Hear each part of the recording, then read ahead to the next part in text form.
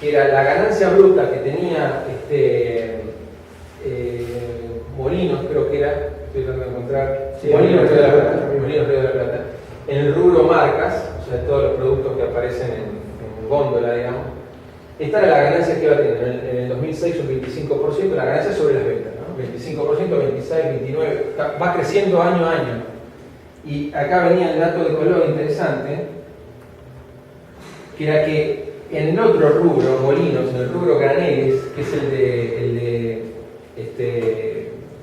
exportación de semillas directamente, el crecimiento fue solamente entre el 2006 y el 2011 promedio entre la ganancia entre el 7 y el 9%. ¿Por qué? Porque Molinos no puede fijar el precio de venta. Porque la semilla, el precio de la semilla no lo puede fijar. Lo vende al exterior. Entonces queda en esa ganancia 7 y 9 que son ganancias más razonables. Es lo que gana una buena empresa en Estados Unidos. Sobre la facturación, ¿no? Y crecen y reinvierten en la economía del país.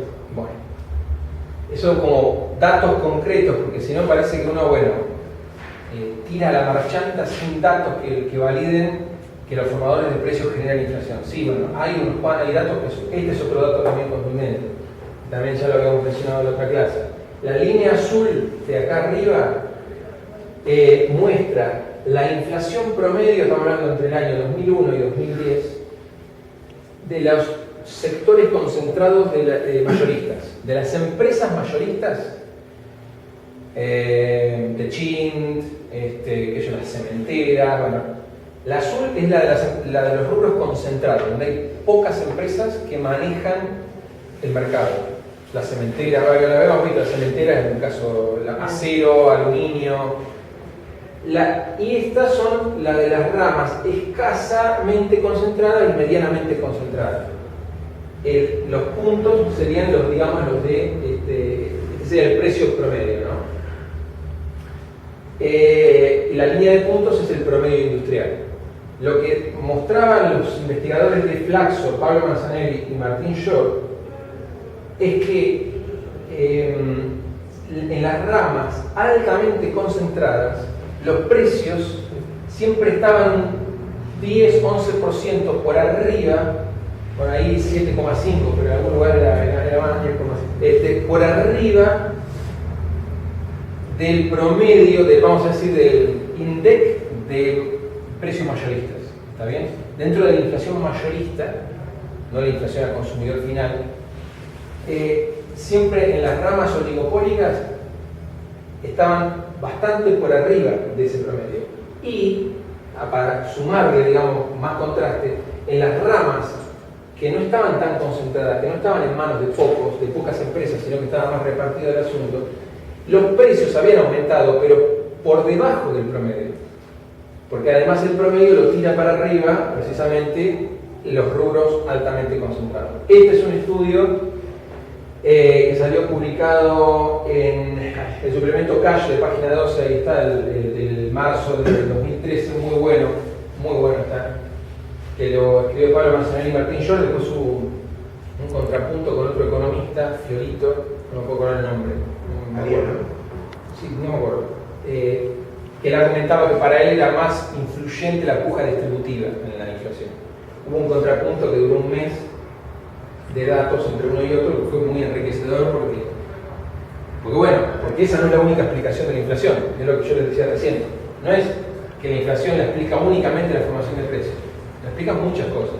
Y la otra, que ya voy a cortarme, la quiero mencionar, era de la estructura desequilibrada, que la mencionó Alfredo Zayat. Cuando hablamos de estructura desequilibrada, hablamos de un concepto de Marcelo Diamant, que es este empresario, que era ingeniero electrónico, fundador de Tonomac, que lo que argumentaba, él argumentó primero, hablaba del péndulo argentino. Él decía que el problema de la Argentina es que funcionaba como una especie de péndulo.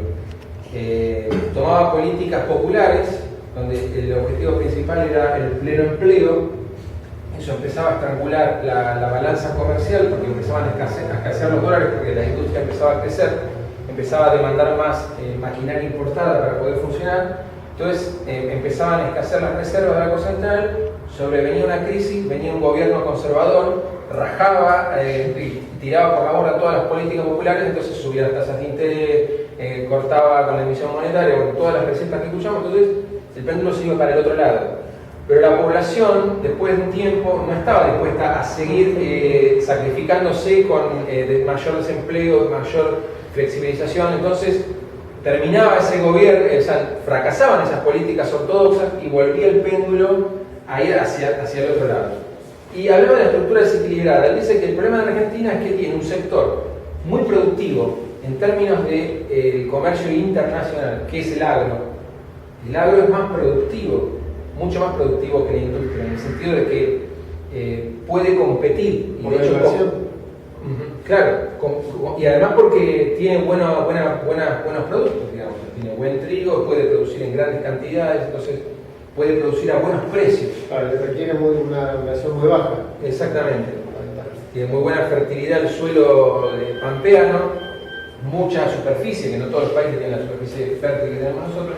Puede producir en gran cantidad a muy bajo costo y puede competir, compite de hecho en el mercado internacional. Pero tiene un enemigo que es el clima. Sí, nadie dice que todo sea regalado, pero sí es cierto que es productivo, si no, no podría vender lo que vende. El problema de la industria es que no es igual. Vos para que tener una industria competitiva necesitas inyectarle mucho dinero y políticas que apuntar en esa industria. Esa industria en un estado inicial es menos competitiva que el agro. De ahí viene el concepto de estructura desequilibrada.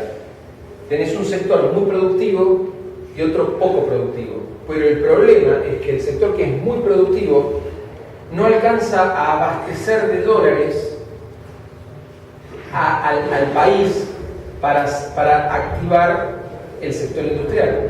Y uno puede decir, bueno, pero ¿por qué no, que es lo que proponen, ¿por qué no nos quedamos con el sector agrario? Y sí, bueno, si sacamos al 70% de la población argentina, capaz que es viable. Pero nosotros queremos empleo para todos. Es lo que propone Carrión.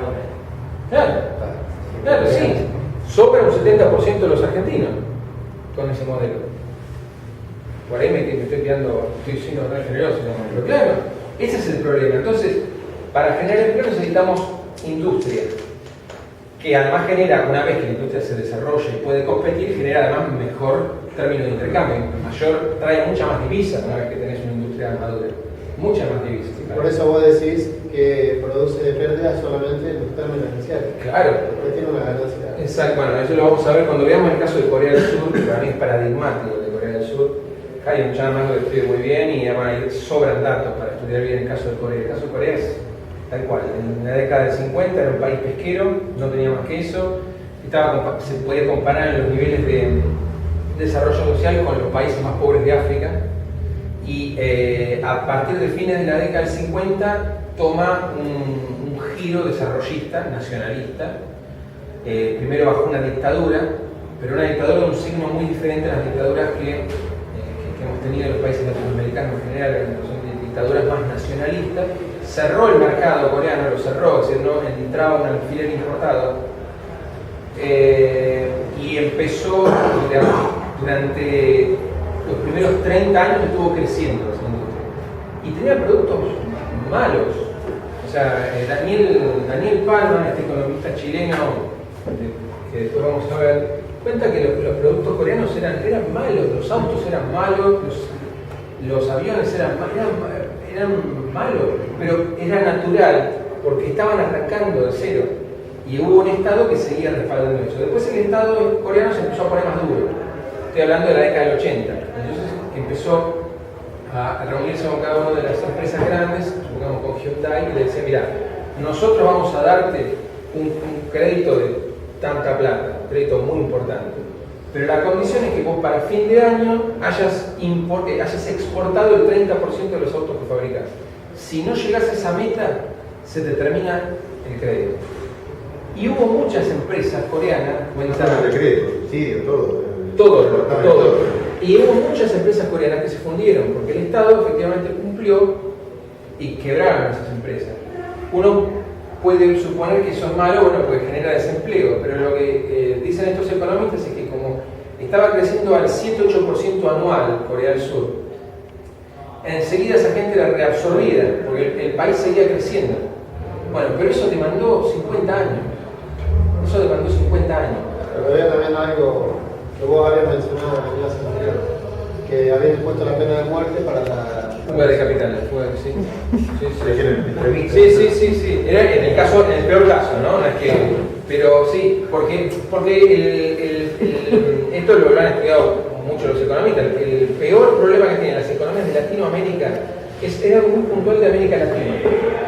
Es que tiene fugas de divisas muy altas. Es la fuga de divisas uno de los principales problemas.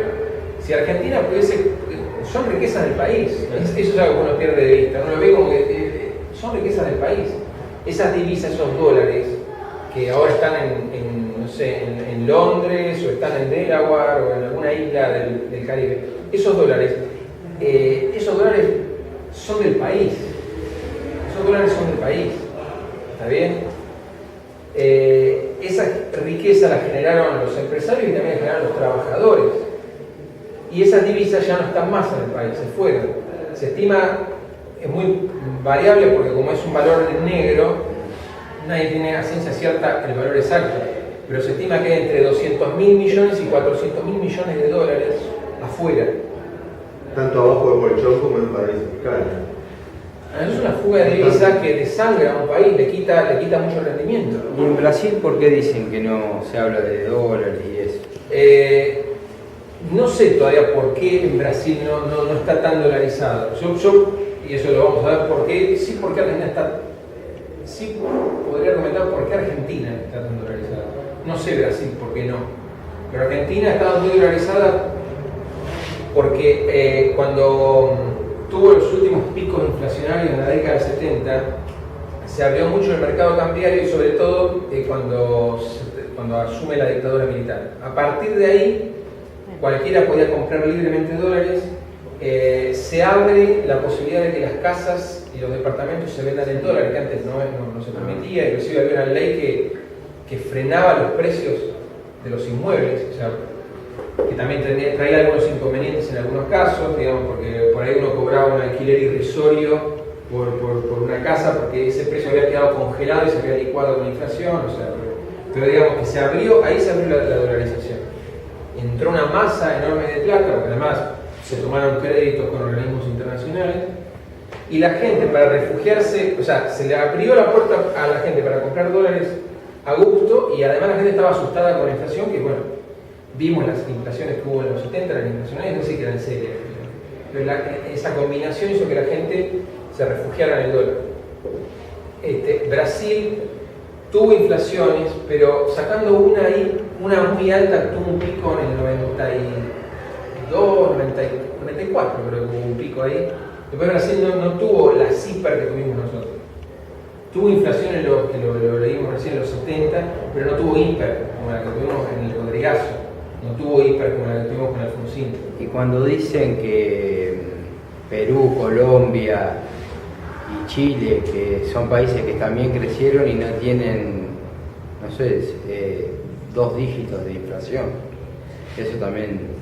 Sí, el problema ahí, yo puedo traer datos, porque ahora no los tengo en la cabeza, pero cuando vos empezás a hilar fino, ahí el problema que tenés son varias cosas, cada país tiene su particularidad. Una es que no crecieron tanto como creció la Argentina, no creció tanto. El otro problema es que tienen una desigualdad de la riqueza que no es comparable. Porque el otro componente es la puja distributiva. La puja distributiva es eso, es la pelea que hay entre el trabajador y el empresario por el excedente. En un año se ganó, digamos, vamos a decir, si el país fuese una gran caja, en un año, con la actividad de todas las empresas, se ganó tanta plata. Bueno, ¿quién se la lleva? El empresario va a querer llevarse todo y el trabajador también va a querer llevarse. Entonces empieza una pelea que se termina dirimiendo en la suba de precios. Cuando se aumenta la asignación universal por hijo y al día siguiente aumenta todo en el supermercado, esa es la puja distributiva. Es el empresario que quiere seguir manteniendo las altas tasas de ganancia, estamos hablando de las grandes empresas, las altas tasas de ganancia que mantiene, o sea, no está dispuesta ganan mucho, pero no están dispuestos a ganar un poco menos. No solamente cuando tenés que pagar el aguinaldo, Y, un momento que se y, subió. y en la Argentina hay una cultura, por suerte, sindical, mucho más arraigada que en el resto de los países de Latinoamérica. O sea, la verdad es que los trabajadores de Brasil no son combativos como acá. Entonces, pueden también, digamos, disputan menos, pujan menos, les pueden pagar con menos plata. Y lo mismo, bueno, en Chile, cuando uno mira los índices de desigualdad que tiene, el índice Gini, bueno, es un índice que mide del 0 a 1, 0 es la mayor distribución, 1 es lo peor, y el índice Gini de Argentina mejoró muchísimo. Y cuando uno lo compara con esos países, ahí se empieza a encontrar el problema.